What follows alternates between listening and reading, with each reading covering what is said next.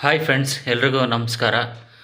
Swiggy Instamart duty ಯಾವ ಥರ ಮಾಡೋದು, ಮತ್ತು ಸ್ವಿಗ್ಗಿ ಇನ್ಸ್ಟಾಮಾರ್ಟಲ್ಲಿ ಯಾವ ಥರ ಆರ್ಡರ್ಸ್ ಬರುತ್ತೆ, ಮತ್ತು ಸ್ವಿಗ್ಗಿ ಇನ್ಸ್ಟಾಮಾರ್ಟಲ್ಲಿ ಎಷ್ಟು ಕೊಡ್ತಾನೆ ಪರ್ ಆರ್ಡರ್ಗೆ, ಮತ್ತು ಇದು ಯಾವ ಥರ ಇರುತ್ತೆ ಕಂಪ್ಲೀಟಾಗಿ ಈ ಒಂದು ವಿಡಿಯೋದಲ್ಲಿ ನಾನು ನಿಮಗೆ ಹೇಳ್ತೀನಿ. ಯಾರು ಸ್ಕಿಪ್ ಮಾಡ್ದಿರಾ ಕೊನೆವರೆಗೂ ಈ ವಿಡಿಯೋನ ನೋಡಿ. ಸ್ವಿಗ್ಗಿ ಇನ್ಸ್ಟಾಮಾರ್ಟ್ ಡೆಲಿವರಿ ಬಾಯ್ ಆಗಿ ನಾನೀಗ ಮಾಡ್ತಾಯಿದ್ದೀನಿ. ಯಾವ ಥರ ಆರ್ಡರ್ಸ್ ಬರುತ್ತೆ ಅನ್ನೋದಾದರೆ ನೋಡಿ, ಈಗ ಫುಡ್ ಡೆಲಿವರಿ ಏನು ಸ್ವಿಗ್ಗಿಲಿ ಆರ್ಡ್ರ್ ಬರುತ್ತೋ ಅದೇ ಥರನೇ ಇಲ್ಲೂ ಕೂಡ ನೀವು ಸ್ವಿಗ್ಗಿ ಒಂದು ಆ್ಯಪಲ್ಲಿ, ಪಾರ್ಟ್ನರ್ ಆ್ಯಪಲ್ಲಿ ನೀವು ಜಾಯ್ನ್ ಆಗಿರಬೇಕು. ಆ ಜಾಯ್ನ್ ಆದರೆ ಮಾತ್ರ ಆರ್ಡರ್ಸ್ ಬರೋದು.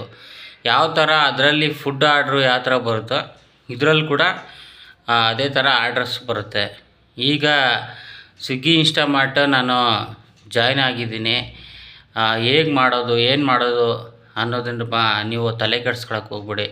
ಯಾಕಂದರೆ ಸ್ವಿಗ್ಗಿ ಇನ್ಸ್ಟಾಮಾರ್ಟಲ್ಲಿ ಆರಾಮಾಗಿ ಡ್ಯೂಟಿ ಮಾಡ್ಬೋದು, ಏನಂತ ತೊಂದರೆ ಏನಿಲ್ಲ. ಈಗ ನೀವು ಆನ್ ಮಾಡಿಕೊಂಡು ಡ್ಯೂಟಿ ಸೇಮು ಫುಡ್ ಆರ್ಡ್ರ್ ಅಲ್ಲಿ ಯಾವ ಥರ ನೀವು ಬುಕ್ಕಿಂಗ್ ಮಾಡ್ಕೊತೀರ ಶಿಫ್ಟನ್ನು, ಅದೇ ಥರ ಇಲ್ಲೂ ಕೂಡ ಶಿಫ್ಟ್ ವೈಸು ಬುಕ್ಕಿಂಗ್ ಮಾಡ್ಕೋಬೇಕು. ಸೊ ಈಗ 4 ಅವರು ಅಥವಾ 8 ಅವರು ನಿಮ್ಮಿಷ್ಟ. ಆ ಟೈಮ್ನ ನೀವು ಸೆಲೆಕ್ಟ್ ಮಾಡ್ಕೊಂಬಿಟ್ಟು ಏನು ಮಾಡಬೇಕಪ್ಪ ಅಂದರೆ ನಿಮ್ಮ ಒಂದು ಝೋನಿಗೆ ಹೋಗಬೇಕು. ಈಗ ಝೋನ್ ಅಂದರೆ ಈಗ ಎಕ್ಸಾಂಪಲ್ಲು ಯಾವುದಾದ್ರೂ ಒಂದು ಮಲ್ಲೇಶ್ವರಂ ಅಂತ ತೊಗೊಳ್ಳೋಣ. ಮಲ್ಲೇಶ್ವರಂ ಹತ್ರ ನೀವು ಹೋಗ್ಬಿಟ್ರೆ ಅಲ್ಲಿ ಆನ್ ಮಾಡಿದ ತಕ್ಷಣ ಸ್ವಿಗ್ಗಿ ಇನ್ಸ್ಟಾಮಾರ್ಟ್ ಬಂದ್ಬಿಡುತ್ತೆ ಅಂತ ನೀವು ಅಂದ್ಕೊಳಕ್ಕೆ ಹೋಗ್ಬೇಡಿ. ಇದು ಫುಡ್ ಆರ್ಡ್ರ್ ಥರ ಅಲ್ಲ. ನೀವು ಏನು ಆ ಆ್ಯಪಲ್ಲಿ ಆ ಝೋನಿಗೆ ಹೋಗಬೇಕು. ಝೋನ್ ಅಂದರೆ ಆ ಒಂದು ಹಬ್ ಏನಿದೆ, ಇನ್ಸ್ಟಾಮಾರ್ಟ್ ಹಬ್ಬು, ಅಲ್ಲಿಗೆ ಹೋಗಬೇಕು. ನೀವು ಅಲ್ಲಿಗೆ ಹೋಗ್ಬಿಟ್ಟು ನೀವು ಆನ್ ಮಾಡಿದ್ರೆ ಮಾತ್ರ ಆರ್ಡರ್ಸ್ ಬರೋದು. ಕೆಲವು ಕಡೆ ಒಂದೊಂದು ಥರ ಇರುತ್ತೆ. ನಿಮ್ಮ ಝೋನ್ಗಳಲ್ಲಿ ಒಂಥರ ಇರುತ್ತೆ, ಮತ್ತು ಬೇರೆ ಝೋನ್ಗಳಲ್ಲಿ ಬೇರೆ ಥರನೇ ಇರುತ್ತೆ. ಕೆಲವೊಂದು ಝೋನ್ಗಳಲ್ಲಿ ಅಲ್ಲಿ ಹೋಗ್ಬಿಟ್ಟು ಅಲ್ಲಿ ಒಂದು ಸ್ಕ್ಯಾನರ್ ಇರುತ್ತೆ. ಮಾಮೂಲಿ ನೀವು ಏನೋ ಟೀ ಶರ್ಟು ಮತ್ತು ಬ್ಯಾಗು ಸೆಲ್ಫಿ ಕೇಳುತ್ತೆ, ಅದನ್ನು ನೀವು ತಗೊಂಡ್ಮೇಲೆ ಒಂದು ಸೆಲ್ಫಿನ ಪ್ರೊಸೀಡ್ ಮಾಡಿದ್ಮೇಲೆ ಓಕೆ ಅಂತ ಕೊಟ್ಟಮೇಲೆ ನಿಮಗೆ ಒಂದು ಮತ್ತೆ ಆರ್ಡರ್ಸ್ ಬರೋಕ್ಕೆ ಸ್ಟಾರ್ಟ್ ಆಗುತ್ತೆ.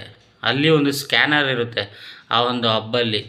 ನೀವು ಅಲ್ಲಿ ಮೇನ್ ಎಂಟ್ರೆನ್ಸಲ್ಲೇ ಹಾಕಿರ್ತಾರೆ, ಅಲ್ಲಿ ಹೋಗ್ಬಿಟ್ಟು ಅದನ್ನು ಸ್ಕ್ಯಾನ್ ಮಾಡಬೇಕು. ನೀವು ಸ್ಕ್ಯಾನ್ ಮಾಡಿದಾಗ ವೆರಿಫೈ ಆಗಿ ಕೋಡ್ ಸಕ್ಸಸ್ಫುಲ್ ಅಂತ ಬರುತ್ತೆ. ಆಗ ಬಂದಾಗ ಮಾತ್ರ ನೀವು ಇಲ್ಲಿದ್ದೀರಾ ಅದನ್ನು ಕನ್ಫರ್ಮೇಷನ್ ಮಾಡುತ್ತೆ. ಇದಾದಮೇಲೆ ಮತ್ತೆ ನೀವು ಆರ್ಡರ್ಸ್ಗೋಸ್ಕರ ವೆಯ್ಟ್ ಮಾಡಬೇಕಾಗುತ್ತೆ. ಆ ವೆಯ್ಟ್ ಮಾಡಿದಾಗ ಆರ್ಡ್ರ್ ಮತ್ತೆ ಬರುತ್ತೆ. ಅಕ್ಸೆಪ್ಟ್ ಮಾಡಿದಾಗ ನೀವು ಅಲ್ಲಿ 4 ನಂಬರ್ಗಳನ್ನು ಹಾಕಬೇಕಾಗುತ್ತೆ. ಏನು ಆರ್ಡ್ರ್ ಬಂದಿರುತ್ತೆ ಆ ಇನ್ಸ್ಟಾಮಾರ್ಟು ನಿಮ್ಮದು ಬ್ಯಾಗಲ್ಲಿ ಏನಿರುತ್ತೆ ಆ 4 ನಂಬರನ್ನು ನೀವು ಹಾಕಿ ವೆರಿಫೈ ಮಾಡಬೇಕಾಗುತ್ತೆ. ಅದಕ್ಕೆ ವೆರಿಫೈ ಮಾಡೋದಕ್ಕೆ ಅಲ್ಲಿ ಕೆಲವೊಂದು ಕಡೆ ಸ್ಟಾಫ್ ಇಟ್ಟಿರ್ತಾರೆ. ಏನು ಆ ಇನ್ಸ್ಟಾಮಾರ್ಟ್ ಅವರು ಸ್ಟಾಫನ್ನ ಇಟ್ಬಿಟ್ಟು ಸೆಕ್ಯೂರಿಟಿ ಆಗಿರ್ಬೋದು ಅಥವಾ ಅಲ್ಲಿ ಕೆಲಸ ಮಾಡೋಂಥ ವರ್ಕರ್ಸ್ನ ಇಟ್ಟಿರ್ತಾರೆ. ಅವ್ರಿಗೆ ನೀವು ನಂಬರ್ನ ಹೇಳಿದಾಗ ಅವರು ಯಾವುದು ಪಿಝೋನಲ್ಲಿ ಇರ್ತದಲ್ವ, ಯಾವ ಒಂದು ಟ್ರೇ ಅಂತ ನಿಮಗೆ ತೋರಿಸುತ್ತೆ. ಅಲ್ಲಿ 3 ಇರುತ್ತೆ, ಇಲ್ಲ 7 ಅಥವಾ 10. ಅದನ್ನು ನೀವು ಅವ್ರಿಗೆ ಹೇಳಿದಾಗ ಅವರು ನೋಡಿಬಿಟ್ಟು ಆ ಟ್ರೇಯಿಂದ ಎತ್ಕೊಟ್ಬಿಟ್ಟು ಆ ನಂಬರ್ನ ಹೇಳ್ತಾರೆ. ಇಲ್ಲ ಅಂದರೆ ಸ್ಕ್ಯಾನ್ ಮಾಡಿ ಅಂತ ಹೇಳ್ಬಿಟ್ಟು ಒಂದು ಆರ್ಡ್ರು ಪ್ಯಾಕಿಂಗ್ ಆಗಿರುತ್ತಲ್ಲ ಅದನ್ನು ಸ್ಕ್ಯಾನ್ ಬಾರ್ಕೋಡನ್ನ ತೋರಿಸಿದಾಗ ನೀವು ಸ್ಕ್ಯಾನ್ ಮಾಡಿದಾಗ ವೆರಿಫೈ ಆಗುತ್ತೆ. ಕೆಲವು ಕಡೆ ಏನಾಗುತ್ತೆ ಅಂದರೆ ಯಾರೂ ಇರೋದಿಲ್ಲ, ಅಂದರೆ ಅಲ್ಲಿ ಯಾರೂ ನಿಮಗೆ ಎತ್ಕೊಡೋದಕ್ಕೆ ಇರೋದಿಲ್ಲ. ನೀವೇ ಹೋಗ್ಬಿಟ್ಟು ನಿಮ್ಮ ಒಂದು ಏನು ಆರ್ಡ್ರಲ್ಲಿ ಡೀಟೇಲ್ಸ್ ತೋರಿಸುತ್ತೆ, ಅಲ್ಲಿ ಎಷ್ಟು ಐಟಮ್ಮು ಮತ್ತು ಎಷ್ಟು ಬ್ಯಾಗು ಮತ್ತು ಎಷ್ಟನೇ ಟ್ರೇಯಲ್ಲಿ ಇಟ್ಟಿದ್ದಾರೆ ಅಂತೇಳ್ಬಿಟ್ಟು ತೋರಿಸುತ್ತೆ. ಅಲ್ಲಿ ಆ ಒಂದು ಟ್ರೇಯಲ್ಲಿ ಇರೋದನ್ನು ನೀವೇ ತಗೊಂಬಿಟ್ಟು ನೀವೇ ಅದನ್ನು ಸ್ಕ್ಯಾನ್ ಮಾಡಬೇಕು. ಇಲ್ಲ ಅಥವಾ ಅಲ್ಲಿ ನಂಬರ್ ಇರುತ್ತೆ, ಸ್ಕ್ಯಾನ್ ಕೆಲವು ಸರಿ ಆಗಲ್ಲ, ಅಲ್ಲೇ 4 ನಂಬರ್ ಇರುತ್ತೆ ಕೊನೆಯಲ್ಲಿ, ಅದನ್ನು ನೀವು ಹಾಕಿದ್ರೆ ಸಾಕು ವೆರಿಫೈ ಆಗುತ್ತೆ. ಮತ್ತು ಒಂದ್ಸಲ ಚೆಕ್ ಮಾಡ್ಕೊಳ್ಳಿ ಎಷ್ಟಿದೆ ಏನಿದೆ ಅಂದ್ಬಿಟ್ಟು ಚೆಕ್ ಮಾಡ್ಕೊಳ್ಳಿ. ಇನ್ನು ಮಾಮೂಲಿ ಇದ್ದಿದ್ದೆ ತಗೊಂಡು ಅಲ್ಲಿಂದ ನೀವು ಕಸ್ಟಮರ್ಗೆ ಕೊಡೋದು, ಮ್ಯಾಪ್ ಹಾಕ್ಕೊಂಡು ಹೋಗಿ ಕೊಡೋದು. ಅದಾದಮೇಲೆ ಮತ್ತೆ ನೀವು ಏನು ಮಾಡಬೇಕಪ್ಪ ಅಂದರೆ ಅದೇ ಜಾಗಕ್ಕೆ ಅದೇ ಸ್ಟೋರ್ಗೆ ಬರಬೇಕು ನೀವು, ಬೇರೆ ಎಲ್ಲೂ ಹೋಗಂಗಿಲ್ಲ. ಬೇರೆ ಎಲ್ಲೋ ಹೋಗಿ ನಿಂತ್ಕೊಂಬಿಟ್ಟು ಮತ್ತೆ ಅಥವಾ ಅಲ್ಲೇ ನಿಂತ್ಕೊಂಬಿಟ್ರೆ ಫುಡ್ ಆರ್ಡ್ರ್ ಯಾವ ಥರ ಬರುತ್ತೆ ಅದೇ ಥರ ಬರುತ್ತೆ ಅಂತ ಕಸ್ಟಮರ್ ಜಾಗದಲ್ಲೇ ನಿಂತ್ಕೊಂಡ್ರೆ ನಿಮಗೆ ಆರ್ಡ್ರ್ ಬರೋಲ್ಲ. ಆರ್ಡ್ರ್ ಬರುತ್ತೆ, ಬಟ್ ಆಮೇಲೆ ನೀವು ಇನ್ನೂ ಯಾಕೆ ಸ್ಟೋರ್ಗೆ ಹೋಗಿಲ್ಲ ಅಂದ್ಬಿಟ್ಟು ಅಲ್ಲಿ ತೋರಿಸ್ತಾ ಇರುತ್ತೆ. ಸೊ ಅದಕ್ಕಾಗಿ ನೀವು ಮತ್ತೆ ಕಸ್ಟಮರ್ಗೆ ಕೊಟ್ಟಿದ್ದ ತಕ್ಷಣವೇ ಅಲ್ಲಿಂದ ನೀವು ಇನ್ನು ಒಂದಿಷ್ಟು ನಿಮಿಷ ಅಂತ ಕೊಡುತ್ತೆ. ಈಗ ನೀವೇನು ಹೋಗಿರ್ತೀರ 10 ನಿಮಿಷದಲ್ಲಿ ನೀವು ಅಲ್ಲಿ ಹೋಗಿರ್ತೀರ, ಅದೇ 10 ನಿಮಿಷ ಮತ್ತೆ ನಿಮಗೆ return go to your store ಅಂತ ಹೇಳ್ಬಿಟ್ಟು ತೋರಿಸುತ್ತೆ. ಅದೇ 10 ನಿಮಿಷಕ್ಕೆ ನೀವು ಮತ್ತೆ ಬಂದ್ಬಿಟ್ಟು ಅದೇ ಸ್ಟೋರ್ ಹತ್ರನೇ ಸೇಮ್ ಪ್ರೊಸೀಜರು, ಸ್ಕ್ಯಾನ್ ಮಾಡ್ಕೋಬೇಕು, ಮತ್ತು ವೆಯ್ಟ್ ಮಾಡಬೇಕು, ಆರ್ಡ್ರ್ ಬರುತ್ತೆ, ಮತ್ತೆ ಅಕ್ಸೆಪ್ಟ್ ಮಾಡಿ ನಂಬರ್ ವೆರಿಫೈ ಮಾಡಿಕೊಂಡು ತೊಗೊಂಡೋಗೋದು. ಇಲ್ಲಿ ಕೊಡೋದು ಮತ್ತು ಅದೇ ಸ್ಟೋರ್ ಹತ್ರ ಬಂದು ಅಲ್ಲೇ ವೆಯ್ಟ್ ಮಾಡೋದು, ಇಷ್ಟೇ ಇನ್ಸ್ಟಾಮಾರ್ಟಲ್ಲಿ ಕೆಲಸ ಮಾಡೋದು. ಈ ಥರ ಆರ್ಡರ್ಸ್ನ ಪಿಕಪ್ ಮಾಡೋದು ಮತ್ತು ಡ್ರಾಪ್ ಮಾಡೋದಾಗಿರುತ್ತೆ. ಇನ್ನು ಎಷ್ಟು ಕೊಡ್ತಾನೆ ಅನ್ನೋ ವಿಚಾರಕ್ಕೆ ಬಂದಾಗ ಜಾಸ್ತಿ ದೂರ ಕೊಡೋಕ್ಕೆ ಹೋಗಲ್ಲ. ಕಿಲೋಮೀಟರ್ಸು ಬಂದ್ಬಿಟ್ಟು ಹತ್ತತ್ರ ನಾನು ಮಾಡಿರೋ ಇಷ್ಟು ಇದರಲ್ಲಿ 4 ಕಿಲೋಮೀಟ್ರು 3 ಕಿಲೋಮೀಟ್ರ್ ಅದೇ ಹೈಯೆಸ್ಟ್ ಕೊಟ್ಟಿರೋದು. ಅದರಿಂದಾಗಿ ಜಾಸ್ತಿ ಕಿಲೋಮೀಟ್ರ್ಗಳು ದೂರ ಕೊಡೋಕ್ಕೆ ಹೋಗಲ್ಲ. ಯಾಕಂದರೆ 10 ನಿಮಿಷ ಅಷ್ಟೇ ಅವ್ರಿಗೆ ತೋರಿಸೋದು. ಒಂದು ಪ್ಲ್ಯಾನ್ ಮಾಡಿರೋದೇ ಸ್ವಿಗ್ಗಿ ಇನ್ಸ್ಟಾಮಾರ್ಟು ಪ್ಲ್ಯಾನ್ ಏನು ಬಂದು ವಿತಿನ್ 10 ಮಿನಿಟ್ಸು ಡೆಲಿವರಿ ಅಂತೇಳ್ಬಿಟ್ಟು ಮಾಡಿರೋ ಕಾರಣದಿಂದಾಗಿ ನಿಮಗೆ ಜಾಸ್ತಿ ದೂರ ಕೊಡಲ್ಲ ಆರ್ಡರ್ಸು.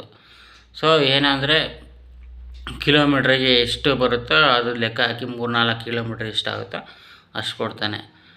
ಅಲ್ಲೇ ಕೊಡ್ಬೋದು, ಒಂದು 300 ಮೀಟ್ರ್ ಅಲ್ಲೇ ಇರುತ್ತೆ, ಅಲ್ಲೇ ಕೊಡ್ತಾರೆ.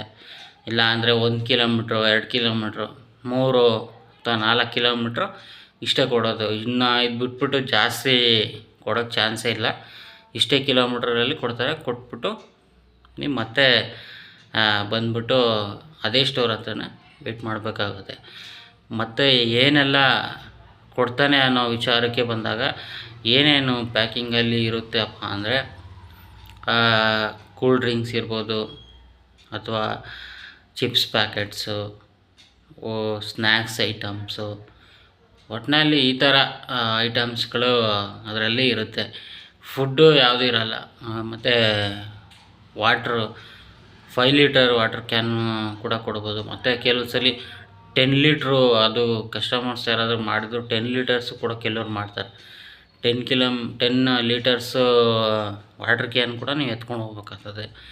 ಮತ್ತು ಎಷ್ಟು ಬ್ಯಾಗು ಅನ್ನೋ ವಿಚಾರಕ್ಕೆ ಬಂದಾಗ ಕೆಲವರು ಒಂದು ಬ್ಯಾಗನ್ನು ಮಾಡಿರ್ತಾರೆ, ಒಂದು ಬ್ಯಾಗಲ್ಲೇ ಹಾಕೋಷ್ಟು ಐಟಮ್ಸ್ ಮಾಡಿರ್ತಾರೆ. ಇನ್ನು ಕೆಲವರು ಜಾಸ್ತಿ ಆರ್ಡರ್ಸ್ ಮಾಡಿದಾಗ 2 ಬ್ಯಾಗು ಕೂಡ ಕೊಡ್ತಾರೆ.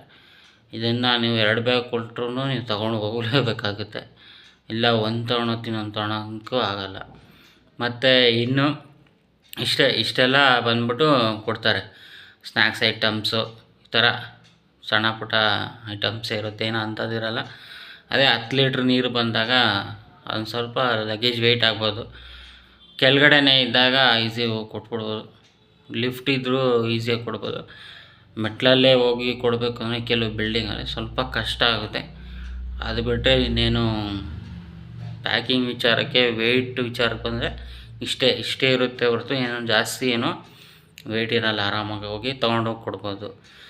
ಇನ್ನು ಕೆಲವೊಂದು ಸಲ ಸ್ಟೋರ್ನವರೇ ಬ್ಯಾಗನ್ನ ಕೊಡ್ತಾರೆ. ಈ ಏನಕ್ಕೆ ಅಂದರೆ ಐಸ್ ಏನಾದರೂ ಬುಕ್ಕಿಂಗ್ ಮಾಡಿದಾಗ ಅವರೇ ಒಂದು ಬ್ಯಾಗನ್ನು ಕೊಡ್ತಾರೆ, ಚಿಕ್ಕ ಬ್ಯಾಗನ್ನು.